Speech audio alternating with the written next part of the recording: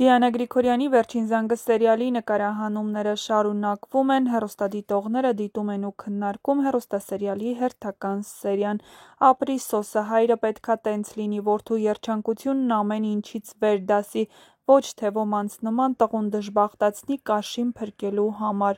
Ամբողջ դերասանական կազմի մեջ հիանալի են խաղում Ստեփան Ղամբարյանը և Լիլիթի դերակատարը։ Կապ չունի, որ Ստեփանը դեր է խաղում, ինքն այն է, ինչ կա, իր ինքնատիպ անհատականությունը խոսում է իր խորության, ստեղծագործական հոգեկերտվածքի մասին, ահա որ է Մեծ Հենդոյի խաղը բոլոր սերիալներում։ Անընդհատ գոռգոռում է, որը կապ չունի, թե ինչ դեր է խաղում, անգրագետ, խոսակցական ու պահվածք։ Մի բան լավ է, որը անկեղծ է խաղում, մնացածների մոտ կեղծիքը, անբնական է, արհեստական է, ճչում է։